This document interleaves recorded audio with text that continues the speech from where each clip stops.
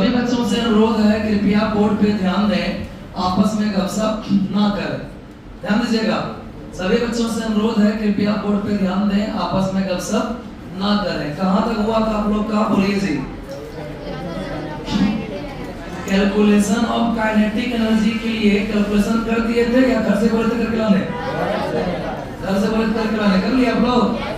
उतना आ गया जितना बोले थे? पक्का ना? उतना आ गया कितना? 2.18 गुना 10 पे पावर -18 और उधर जो था आपका z स्क्वायर पे n स्क्वायर आ गया सबका? सबका आ गया?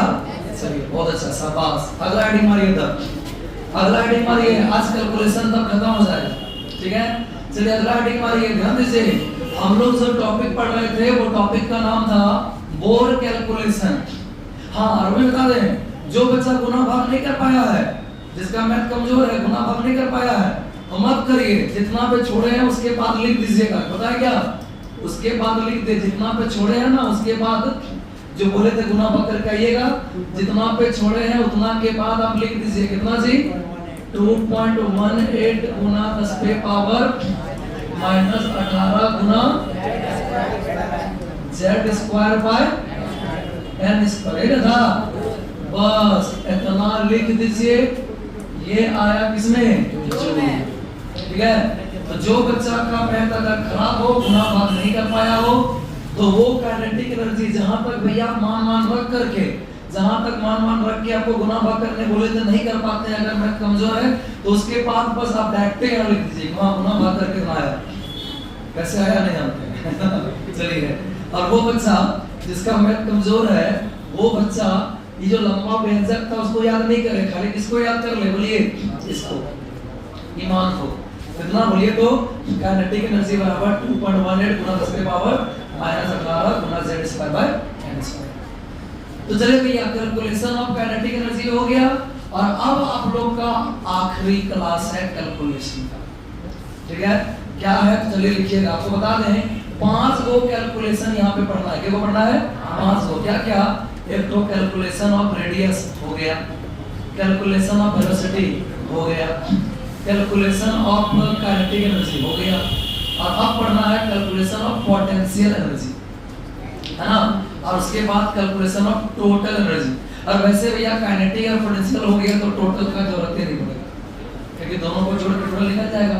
तो समझिए, रियल में समझिए, अभी आखिरी कैलकुलेशन है आज। क्या? तो चलिए भैया जल्दी से हेडिंग मारिए, समझिए ये आखिरी कैलकुलेशन है पहले। क्या? तो जल्दी से हेडिंग मारिएगा।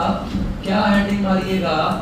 कैलकुलेशन ऑफ, चलिए भैया जल्दी से हेडिंग मार लीजिए। क्या हेडिंग मारिएगा? Calculation of potential energy. चलिए जल्दी, अभी इसको भी देखिएगा कहीं कट ना जाए, नहीं लिखते हैं मेमोरी फुल। चलिए, तो क्या लिखते हैं बोलिए तो? Calculation of potential energy. अब हम लोग पोटेंशियल एनर्जी को कैलकुलेट करेंगे। तो हेडिंग मार लिए। क्या हेडिंग मारे? Calculation of potential energy. तो चलिए भैया, पोटेंशियल एनर्जी को कैलकुलेट करेंगे। हम लोग क्या क्या कैलकुलेट किए? हम लोग कैलकुलेशन ऑफ रेडियस कर लिए, कैलकुलेशन ऑफ वेलोसिटी कर लिए, कैलकुलेशन ऑफ काइनेटिक एनर्जी कर लिए। अब करना है कैलकुलेशन ऑफ पोटेंशियल एनर्जी। तो चलिए भैया हेडिंग मार दिए हैं, कैलकुलेशन ऑफ पोटेंशियल एनर्जी। तो पोटेंशियल एनर्जी के लिए आपको फॉर्मूला पता है? हाँ, हमको पता है। आप लोग क्या बोलिएगा? अगर आपसे पूछेंगे पोटेंशियल एनर्जी का फॉर्मूला बोलो, तो आप फटाक से बोलिएगा mgh। हाँ, हमको पता है क्या बोलिएगा, वही बोलिएगा। लेकिन ना भाई सुनिए, पोटेंशियल एनर्जी का फॉर्मूला mgh है, इसमें कोई शक नहीं, हो सही है। लेकिन वो जो है वो भैया वो गुरुत्व वाला के लिए है। आपको बता दें, वो अनावेशित कण के लिए पोटेंशियल एनर्जी। इसके लिए बोले तो अनावेशित कणों का, अनावेशित जिसमें आवेश नहीं हो, अनावेशित कणों की पोटेंशियल एनर्जी का फॉर्मूला होता है mgh। आवेशित कण का पोटेंशियल एनर्जी का फॉर्मूला कुछ और होता है। क्या होता है? बस अब बता रहे हैं, याद रह जाएगा आराम से। क्या होता है सुनिएगा।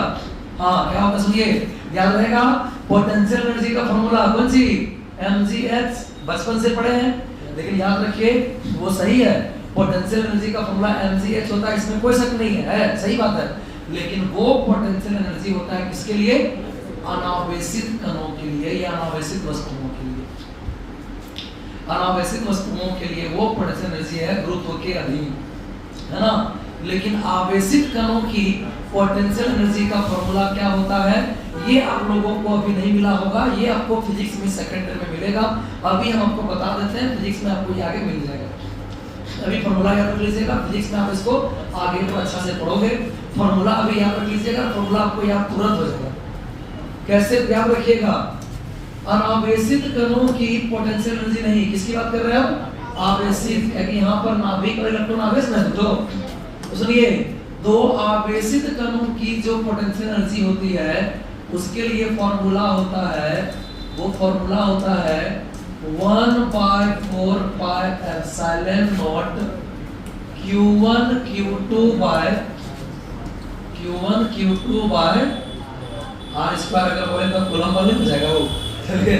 तो सुनिए, अगर आपको कूलम्ब बल का फॉर्मूला याद है तो अनावेशित कणों की पोटेंशियल एनर्जी का फॉर्मूला अपने आप याद हो जाएगा।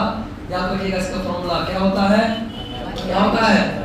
आवेशित कणों की पोटेंशियल एनर्जी का फॉर्मूला होता है 1/4 pi epsilon naught q1 q2 by r। खाली यहाँ r स्क्वायर दीजिए तो कूलम्ब का नियम बन जाएगा। तो याद तो रहेगा, कूलम्ब का फॉर्मूला तो याद ही है, कहां से आया कैसे आया मैंने आपको बता ही चुका उसके बारे में, कूलम्ब वाला, ठीक है। बस यही फॉर्मूला आप फिजिक्स में आगे पढ़ोगे, अभी यहाँ यूज होगा, याद रखिएगा। क्या? पोटेंशियल एनर्जी का फॉर्मूला होता है कौन सी? किसके लिए? किसके लिए?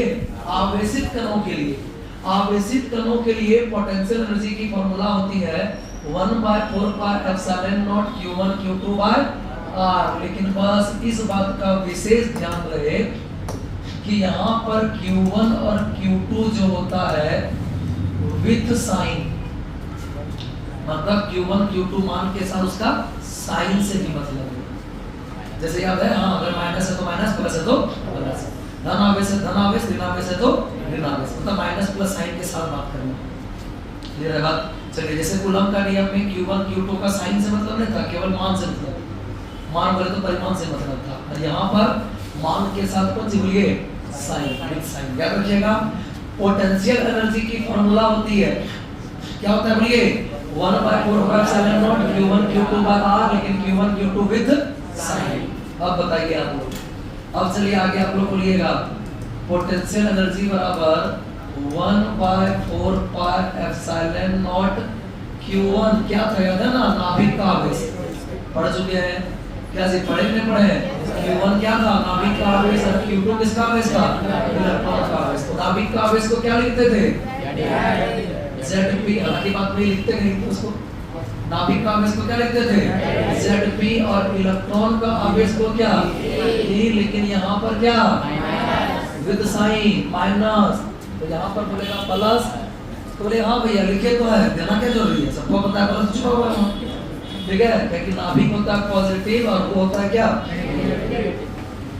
अब बाय कौन सी बोलिए? By r। यहाँ तक कोई दिक्कत है? मतलब समझिए, पहले का ही पढ़ा हुआ काम दे रहा है। याद रखिए, पोटेंशियल एनर्जी की फॉर्मूला होती है, क्या याद रहेगा? पोटेंशियल एनर्जी की फॉर्मूला होती है 1/4 pi epsilon naught q1 q2 by r, लेकिन विद साइन। तो 1/4 पाई एप्सिलॉन नॉट q1 क्या था? नाभिक का आवेश, जिसको लिखा गया Zp, और q2 क्या था? इलेक्ट्रॉन का आवेश, जिसको लिखता है e। लेकिन साइन की बात करें तो ये इलेक्ट्रॉन का आवेश नेगेटिव होता है, नाभिक का आवेश पॉजिटिव होता है। पॉजिटिव देखे क्या करेगा, है ना? पॉजिटिव तो पता है, वहां छुपा हुआ है प्लस में। तो चलिए भैया, अब ये क्या हो जाएगा? तो पोटेंशियल एनर्जी बराबर 1/4 पाई एप्सिलॉन नॉट Zp को हम Ze लिखें, कोई दिक्कत नहीं, पढ़ा चुके हैं कि E का मान और P का मान दोनों का मान बराबर होता है, बस साइन अलग होता है, माइनस में लिख देना है। यही फर्क है कि E और P दोनों बराबर, खाली फर्क है कि वो माइनस है और ये वाला प्लस है। अगर यहाँ माइनस मार दीजिएगा तब बोलेगा भैया तब तो नहीं, क्योंकि साइन गलत है भैया, साइन बराबर नहीं, ठीक है। तो ध्यान दीजिएगा कि E और P बराबर होता है, बस फर्क यही है कि P जो है और ई का मान बराबर है, पर ये क्या है प्लस, और ये जो ई है वो क्या है माइनस। दोनों मान बराबर है, बस ये प्लस है वो माइनस, इतने पर। ठीक है, तो मान तो वही ना हुआ जी। अगर हम ई को ए लिखने को दिक्कत क्या नहीं, हाँ बस माइनस ई नहीं लिख सकते हैं, क्योंकि है ना, क्योंकि साइन भैया वहां पर है ना बराबर नहीं है। समझे, समझिएगा।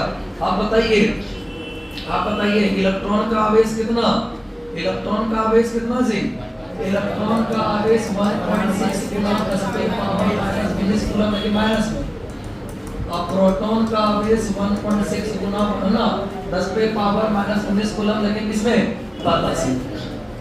तो हम बोल सकते हैं E और P का मान क्या है बराबर है, यानी E और P बराबर है, यानी कि हम लिख सकते हैं P को लिख सकते हैं क्या E, लेकिन P जो है P E तो है लेकिन वो कैसा ही है प्लस, P एक्चुअल में E है लेकिन वो क्या है बोलिए, ये तो E का ही मान हुआ और ये क्या है बोलिए प्लस E। क्लियर है ना कि P और E एक ही चीज है, लेकिन क्या है वो बोलिए जी। E का मान माइनस 1.6 गुना 10 पे पावर माइनस 19 कूलम, और P का मान भी प्लस 1.6 गुना माइनस 10 पे पावर 19 कूलम, मतलब दोनों का मान बराबर है। ये जो E का मान है वही भैया मान तो यहाँ पर है, लेकिन P जो है वो क्या है बोलिए प्लस E। ठीक है, तो चलिए, तो P हमारा क्या है बोलिए प्लस E है। ठीक है, तो चलिए नूनू सर, तो ध्यान दीजिए, तो क्या बोल रहे हैं फिर से बोलिए, पोटेंशियल एनर्जी का फॉर्मूला होता है 1/4πε0 Q1 Q2/R। जितना कैलकुलेशन है उस सब कैलकुलेशन में सबसे दमदार कैलकुलेशन है ये, है ना। लेकिन एक बात तो लगा है ना, लगा जैसे बना लेते हैं दिमाग में उतर जाता है। पोटेंशियल एनर्जी की फॉर्मूला होती है 1/4πε0 Q1 Q2/R, लेकिन Q1 Q2 विद साइन। तो यहाँ पर हमारा क्या है 1/4πε0 Q1 हमारा क्या था शुरू से पढ़े हैं, है ना, 2-3 दिन लगातार पहले से चल रहा है। Q1 हमारा नाभिक का आवेश है Zp, और Q2 हमारा इलेक्ट्रॉन का आवेश है ना। Zp को हम लिख सकते हैं क्या Ze, बस फर्क यही है कि Zp भैया Ze हो सकता है लेकिन नेगेटिव नहीं हो सकता, वो क्या हो सकता है, और E हमारा तो इलेक्ट्रॉन है ये, लेकिन क्या है बोलिए जी माइनस, और बटा कौन सी बोलिए बटा R। अब हम लिख सकते हैं है ना, इलेक्ट्रॉन का साइन नेगेटिव है और है ना ये नाभिक का साइन क्या है पॉजिटिव, तो प्लस देने की जरूरत नहीं है। तो चलिए अब लिख सकते हैं, चलिए काम करते हैं, माइनस को आगे कर दे कोई दिक्कत, तो क्या हो गया बोलिए माइनस ZE स्क्वायर, क्या हो जाएगा माइनस ZE स्क्वायर बाय कौन सी माइनस पार कर दिए ZE स्क्वायर बाय कौन सी 4πε0 R, यही ना है 4πε0 R।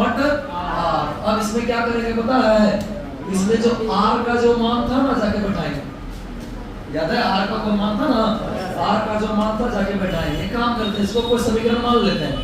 अब तक में कितना समीकरण माने आप लोग, 2 माने हैं, 2 कितना 3 माने वेतन में, चलिए इसको 3 मान लेते हैं। समीकरण कितना भैया 3। अब इसी समीकरण 3 में देखिए, अब इसी समीकरण 3 में हम क्या करेंगे R का मान बैठा देंगे, है ना। ए बेटा बासुरी में कोई जाओ ना, चलिए अब इसी समीकरण 3 में क्या करेंगे R का मान बैठाएंगे। देखिए अभी छापना नहीं है, छापना बाद में है। इसी समीकरण 3 में क्या करेंगे बोलिए, तो समीकरण 3 में R का मान रखने पर, समीकरण 3 में R का मान रखने पर, चलिए समीकरण 3 में R का मान रख दिए। समीकरण 3 इसको मान, इसको ना जी क्या था P बराबर बोलिए क्या था PE बराबर क्या था PE बराबर minus ZE square minus ZE square by 4π by 4πε0 R, ये था। R का मान रख दीजिए, R का मान बोलिए क्या था, वो बोला नहीं शॉर्ट में लगाया, बोला नहीं, जो मेन मान है जो व्यंजक उसका में क्या था, R का मेन व्यंजक क्या था बोलिए, वो मान में व्यंजक जो था, व्यंजक में मान रख के जो है बाबू नहीं n square epsilon not bye square यही ना। चलिए सब पहले ला चुके हैं, जो बच्चा लगातार क्लास कर रहा है उसको फील आता होगा ऐसे पढ़ने में। आईआईटी और नीट का चीज एनसीईआरटी पढ़ा देखने से कहीं नजर नहीं आएगा कोई सब पढ़ा देखे एनसीईआरटी पढ़ा है, एनसीईआरटी पढ़ा देखिए सब टॉपिक नजर नहीं आएगा। एनसीईआरटी छोड़िए सब टॉपिक हम चैलेंज करते हैं, दूसरे की जगह पढ़ता भी नहीं होगा क्योंकि हम बार बोलते हैं भैया है ना, हम डीप जाना पसंद करते हैं। शॉर्ट मारते हैं तक में 4 यूनिट खत्म करके 5वां खत्म होने वाला होता है ना। लेकिन क्या होते हैं भैया हम शॉर्ट नहीं पढ़ाएंगे, थोड़ा लेट हो सही, बाद में संडे जिंदाबाद है, संडे को 2 घंटा 2.5 घंटा पढ़ा लेंगे करने बराबर, लेकिन हम पढ़ाएंगे तो डीप पढ़ाएंगे, ठीक है। पढ़ाएंगे तो डीप पढ़ाएंगे, शॉर्ट नहीं पढ़ाएंगे। शॉर्ट पढ़ाना हमें पसंद है, शॉर्ट पढ़ाते तो अब तक में भैया 4-5 मिनट भैया लगते थे, ठीक है। बच्चा को पता चल पाता डंडी कहाँ मारे, लेकिन भैया हम एक बात जानते हैं वो करके हम सिलेबस तो आपको गिना देंगे लेकिन हमको बहुत पाप लिखेगा। फिर साइंस का मतलब क्या रह गया, फिर साइंस का मतलब क्या रह गया? अगर डंडी मार मार के पूरी सिलेबस कर दिए तो साइंस का मतलब क्या रह गया? जब तक आपका भैया जब तक लेवल वाला चीज नहीं पढ़े तब तक है ना, तब तक साइंस आप क्या पढ़े, ठीक है।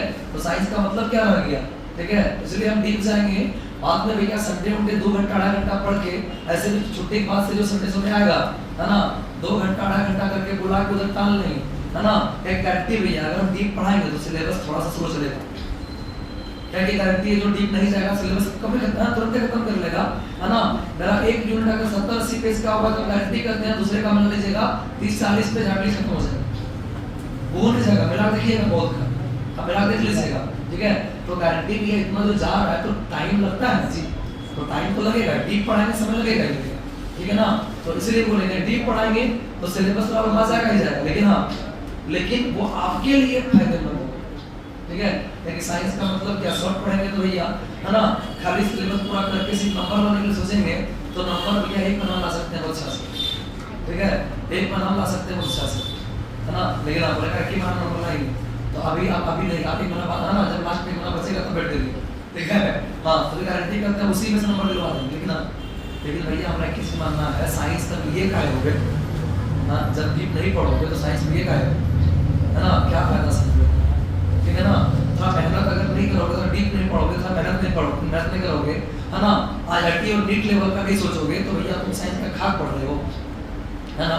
तो इसीलिए अभी से ही उस लायक बनो, अभी से उतना डीप पढ़ो कि भविष्य में आईआईटी और नीट का एग्जाम में अगर उसके लिए भी अगर पढ़ना चालू करें तो लगेगा नहीं हमारा बेस में जो है ना। इसलिए अभी से इतना डीप पढ़ो कि भैया भविष्य में अगर आईआईटी और नीट का तैयारी करना चाहो तो कभी लगेगा नहीं भैया हमारा बेसिक बहुत खराब है ना, कि डंडी मार के पढ़ेंगे तो भैया हवा पार कर देंगे, सिलेबस तो गिना लेंगे लेकिन बेस खराब होगा। गारंटी है भैया आगे चल के आईआईटी नीट वगैरह कभी तैयारी करिएगा तो बहुत तकलीफ होगा। आईआईटी नीट क्या आगे चल के कोई भी कंपटीशन का तैयारी करेगा तकलीफ होगा, ठीक है ना। एक के बात जानते हैं खाली आप डिग्री के लिए नहीं पढ़ रहे हैं भैया, भविष्य में जॉब वॉब के लिए बहुत बड़ा कंपटीशन है, ठीक है। कंपटीशन बहुत तगड़ा हो गया है, तो कंपटीशन तगड़ा हुआ है भैया उसमें आप तभी जीत पाइएगा जब आपका लेवल जो है हाई रहेगा, ठीक है। इसलिए अब ये से हाई लेवल पढ़ना शुरू कर दीजिए है ना, डंडी मार के शॉर्टकट नहीं पढ़िए है ना। क्योंकि एक तो बच्चा बोला था है ना कि सर खाली मेन पढ़ाइए तो सिलेबस किसी सर बोले बाबू सिलेबस भी तुम्हारा पूरा होगा, बहुत समय है लेवल के लिए, ठीक है। और लेकिन हम डीप पढ़ाएंगे, तुम चाहता है कि हम तुम्हारे लिए हम अपने आप अपना लेवल गिरा दें तो भाई साहब नहीं होगा हमसे, ठीक है। वो हमसे नहीं होगा, हम अपने आप से नजर नहीं मिला पाएंगे, ठीक है। हम भैया आप जिंदगी में ऐसा काम नहीं करेंगे जिससे अपने आप से नजर नहीं मिला पाए, ठीक है। हम अपने आप से नजर मिला पाए वैसा काम करेंगे। अगर तुमको हम डंडी मार के पढ़ा लिए तो भाई साहब पूरा सिलेबस तुम पूरा बहुत जल्दी कर देंगे, पता चलेगा कि तुम्हारा जब जो है नवंबर दिसंबर तक में पूरा सिलेबस खत्म कर दिए, जबकि एग्जाम चला फिर मार्च अप्रैल में होगा थोड़ा, ठीक है। सही मायने में जनवरी तक टारगेट लेकर के हम लोग चलते हैं, ठीक है। जिसमें से जो टाइम लगेगा स्टार्टिंग का जो है 1 हो गया, 2 हो गया, 3 भी छोटे था, 1 और 2 एक बड़ा है, जो भी 2 पढ़ रहे 3 तो पढ़ा लिए बहुत छोटा था। तो उसके बाद का यूनिट जो है ये जैसे खत्म होगा, ठीक है। अब ये 10-12 दिन और जाएगा, छुट्टी के बाद 10-12 दिन पढ़िएगा, ये खत्म होगा। जैसे खत्म होगा उसके बाद ऐसा कोई यूनिट नहीं है जो 15 दिन से ऊपर लेगा, ये खत्म होगा यानी 3 यूनिट खत्म होगा है ना, 3 खत्म होगा क्योंकि 1 हो गया पहले, 3 हो गया दूसरा चल रहा है, तीसरा ये है ना। उसके बाद बचेगा क्या? तो 6 यूनिट क्या 9 तो 6 तो यानी 15 6 90 दिन यानी 3 महीने, तो 3 महीना समझिए आपका नवंबर दिसंबर जनवरी इसमें होगा। बल्कि इसमें अगर है ना इस बीच में छुट्टी तो भैया बीच में छुट्टी आएगा तो बीच में संडे भी आएगा, है ना, बीच में छुट्टी आएगा ना तो बीच में संडे भी आएगा, उसको मैनेज कर देते हैं, ठीक है ना। तो सब जोड़ा हुआ है, ठीक है, टोटल एकदम जुड़ा हुआ है। आपका सिलेबस एकदम जनवरी पूरा होगा, है ना। बोलेगा दिसंबर में भैया 12 नहीं है जो नॉर्मल पूरा करके बिठा दूंगा, 11 अपने लेट से आता है ना, उसके बाद सिखाना पड़ता है, ठीक है। तो जनवरी में आपका सिलेबस होगा और फिर फरवरी में 12 स्टार्ट होगा, ठीक है। एग्जाम तो आपका मार्च अप्रैल में लेगा, है ना, फरवरी में नहीं लेता है, हमेशा अप्रैल में ही लेता है। फरवरी में पिछले बार एग्जाम इसलिए हुआ था क्योंकि इलेक्शन हुआ, है ना, क्योंकि इलेक्शन हुआ, ठीक है। चलिए भैया, तो चलिए ध्यान दीजिएगा, फरवरी में आप लोग इतिहास उठा के देख लीजिए, कभी फरवरी नहीं हुआ है, पिछले बार इसलिए हुआ था क्योंकि इलेक्शन हुआ, ठीक है, इलेक्शन की वजह से पहले लिया, ठीक है। चलिए ध्यान दीजिएगा, तो चलिए भैया, हाँ ध्यान दीजिएगा, इलेक्शन की वजह से तो पहले लिया था, तो चलिए बाबू सब ध्यान दीजिएगा, है ना। चलिए, और नहीं तो अगर ऐसा नौबत आएगा, पहले तो नहीं जगह नहीं का होने वाला है, लेकिन आइएगा ना, तो फिर तो हम एक्टिव बोलेंगे, है ना, मुंह पे बोलेंगे कि अब हम भी डंडी मारेंगे, सीरियस बोलेंगे, सिंपल बात है कि तब अगर समय पहले का तो पुराना होगा ना, ठीक है ना, तब डंडी मार के पुराएंगे, लेकिन हाँ, ठीक है, हम एक्टिव बोलते हैं, हम डंडी मार रहे हैं, ठीक है, भरम में नहीं रहेंगे, ठीक है। लेकिन हाँ, आपको हमेशा बोलेंगे कि आप कॉपी मिलाया करिए, है ना, कॉपी मिलाया करिए, गारंटी करते हैं भैया इतना डीप कोई नहीं जाएगा, ठीक है, इतना डीप कोई नहीं जाएगा, एक अगर जाएगा तो सिलेबस फिर, है ना, अभी बहुत स्लो चलेगा, ठीक है। हम इसलिए बोलेंगे स्लो चले वो ठीक है, लेकिन जाएंगे डीप, क्योंकि हमारा आदत है, हम छुट्टी भी बहुत कम मारते हैं, ठीक है, छुट्टी भी बहुत कम मारते हैं, जो डीप पढ़ाते हैं छुट्टी कम मारते हैं, उसमें मैनेज हो जाता है, ठीक है ना। तो चलिए भैया, अब इसको सॉल्व कर लीजिए, क्या हो जाएगा बोलिए, तो बोलिए भाई साहब, चलिए फिर से एक बार रिपीट कर देते हैं, बोलिए जी, पोटेंशियल एनर्जी के लिए फॉर्मूला क्या है, आवेशित कणों का पोटेंशियल एनर्जी का फॉर्मूला क्या होता है, 1/4πε0 q1 q2 बाय r, लेकिन यहाँ q1 q2 विद साइन, तो 1/4πε0 q1 था आपका नाभिक और q2 क्या था, इलेक्ट्रॉन का आवेश, q1 नाभिक का आवेश और q2 था इलेक्ट्रॉन का आवेश। नाभिक का आवेश को क्या लिखा जाता है Zp, और इलेक्ट्रॉन का आवेश क्या लिखता है E, लेकिन साइन की बात करें, इलेक्ट्रॉन होता है नेगेटिव और नाभिक होता है क्या, और Zp को हम Zd भी लिख सकते हैं, लिख सकते हैं कि नहीं, लेकिन हाँ जहाँ ना P को E तो लिख सकते हैं, लेकिन माइनस E हम नहीं लिख सकते, एक्चुअल में P हमारा प्लस E है, वरना जो E का मान है वही है, पर वो क्या है प्लस है ना, और P जो है वो माइनस, ठीक है। तो अब यहाँ पर क्या हो गया, तो अब इसको सॉल्व कर लिए, तो -Zd² और अब करना क्या आपको, R का मान जाके बढ़ा देना। चलिए, तो आपका क्या हो गया, Zd² R का मान बढ़ा दिए। अब देखिए बैठाने के बाद कुछ घट बढ़ रहा है क्या, कुछ घट रहा है, बोलिए क्या घट रहा है, बोलिए जी क्या घट रहा है, पाई आरो पाई कट रहा है। चलिए पाई पाई, और कुछ कट रहा है, क्या कट रहा है, Z² कहाँ कटेगा, वो तो ऊपर चल जाएगा, है ना। और कुछ कट रहा है क्या, नहीं, पाई पाई कट गया, और कुछ कट रहा है, एक बार सब चेक कर लीजिए, और कुछ कट रहा है क्या, नहीं कट रहा है। तो क्या बचा बोलिए, तो क्या बचा बोलिए भैया, क्या बचा, तो P E बराबर, ये ऊपर न चला जाएगा, ये वाला ऊपर न चल जाएगा, तो क्या हो जाएगा, माइनस है पहले से, Z² E पे पावर 4, Z ऊपर का Z² हो गया, E² के पावर 4 हो गया, और कौन सी M, और बटा कौन सी 4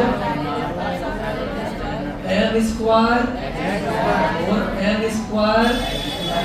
H² एप्सिलॉन नॉट दूट हो गया, एप्सिलॉन नॉट का n हो गया।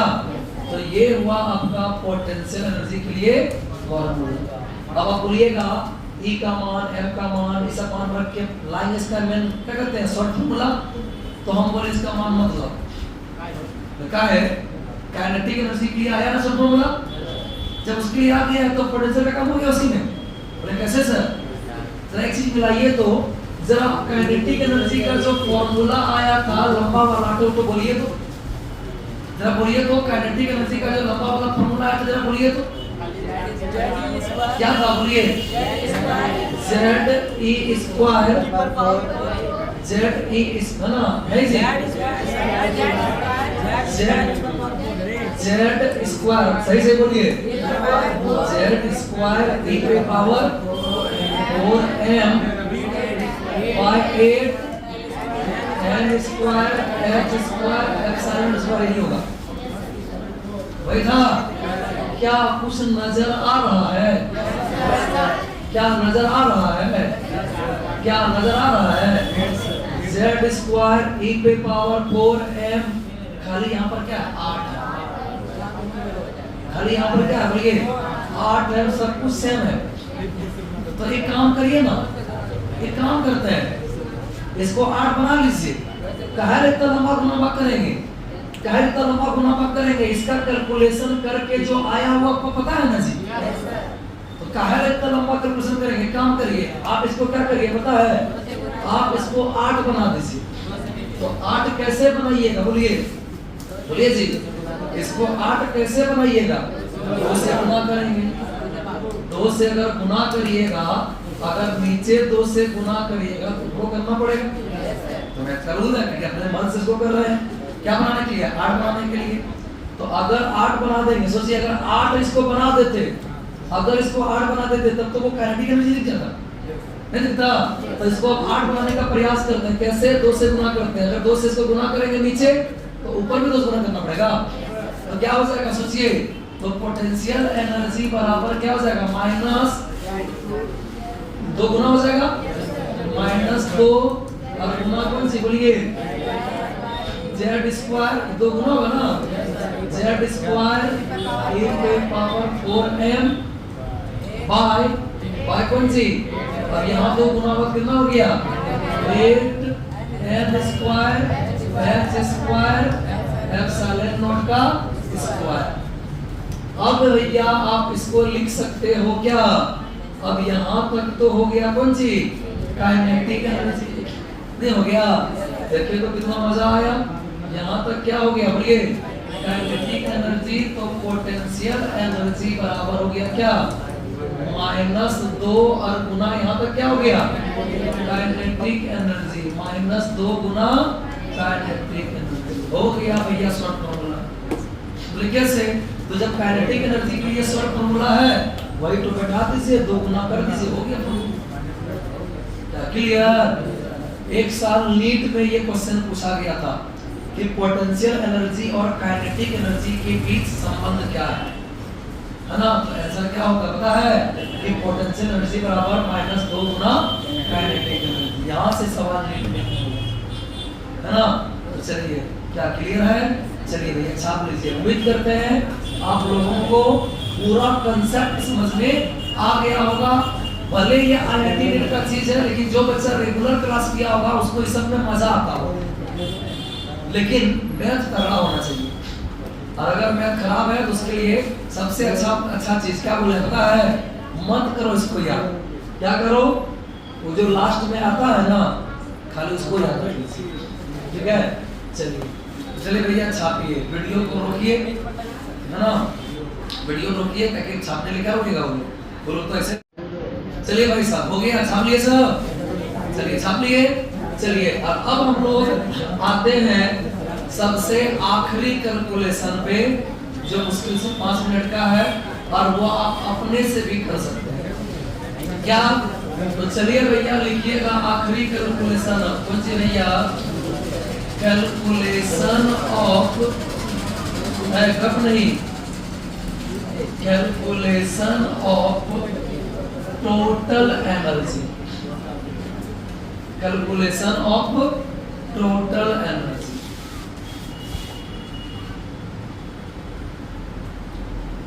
हो गया?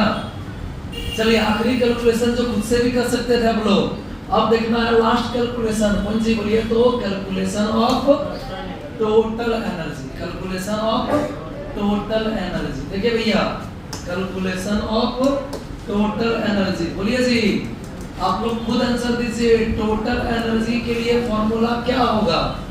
तो आपको पता है भैया, पोटेंशियल एनर्जी और काइनेटिक एनर्जी जोड़ दीजिए तो निकल जाएगा क्या? Total energy. पोटेंशियल और काइनेटिक जोड़ के क्या निकल जाएगा? Total energy. जोड़ दीजिए। तो चलिए भैया एनर्जी लिख सकते हैं ई टोटल बोले तो टोटल एनर्जी, ई टोटल बोले तो टोटल एनर्जी। तो टोटल एनर्जी के लिए फॉर्मूला क्या होता है बोलिए? जैसे लिख सकते हैं काइनेटिक प्लस पोटेंशियल या पोटेंशियल प्लस काइनेटिक जो लिख सकते हैं। तो बोलिए जी टोटल एनर्जी बराबर क्या होता है? Potential energy plus kinetic energy, है ना? तो अब बताइए भैया पोटेंशियल एनर्जी को तो अभी आप पढ़े हैं, पोटेंशियल एनर्जी बराबर -2 इनटू काइनेटिक एनर्जी और प्लस काइनेटिक एनर्जी, है जी। अब बताइए क्या हो जाएगा बोलिए? तो E टोटल बराबर क्या? तो आप जानते हैं E टोटल बराबर potential energy plus kinetic energy. तो पोटेंशियल एनर्जी तो आप जानते हैं -2 गुना काइनेटिक एनर्जी होता है, तो यानी -2 इनटू काइनेटिक एनर्जी है प्लस काइनेटिक एनर्जी। बोलिए जी तो E टोटल बराबर क्या हो जाएगा? Minus kinetic energy. क्या इतना भी मैथ खराब है किसी? क्या समझ में आ गया? माइनस काइनेटिक एनर्जी कैसे हो जाएगा? माइनस काइनेटिक एनर्जी कैसे? तो -2x, मान लीजिए काइनेटिक एनर्जी आपका x है, मान लीजिए काइनेटिक एनर्जी आपका क्या है? x है, तो -2x और प्लस काइनेटिक एनर्जी का मतलब x है, तो -2x प्लस x बराबर क्या होता है? माइनस है, तो वही माइनस काइनेटिक एनर्जी, है ना? तो चलिए भैया बोर का टोटल कैलकुलेशन हो गया खत्म। अब हम लोग छुट्टी के बाद इसका सवाल हल करवा लेंगे, है ना? सवाल हल ऐसे आप लोग अपने से बना सकते हैं, और छुट्टी के बाद तो हम लोग जब आएंगे तो सवाल इसका बनाएंगे और तब इसका बचा हुआ टॉपिक करेंगे, ठीक है? अब आप लोगों का देखिए कब नहीं, अब बचा हुआ टॉपिक जो करेंगे, अब आप लोगों का 10-12 दिन छुट्टी के बाद ये यूनिट जाएगा, यूनिट खत्म हो जाएगा। उसके बाद जो चालू होगा यूनिट वो कोई 15 दिन तो कोई 10 दिन ऐसा करके खत्म होगा, है ना? कोई यूनिट 15 दिन तो कोई यूनिट 10 दिन ऐसा करके, है ना? मतलब फिर 5 यूनिट में टाइम नहीं लगेगा। तो चलिए भैया मिलते हैं हम लोग अब छुट्टी के बाद। हाँ कल से लेकर के 14 तारीख तक आप लोगों को नहीं आना है, अब ट्यूशन खुलेगी 15 तारीख। तो मिलते हैं हम लोग 15 को।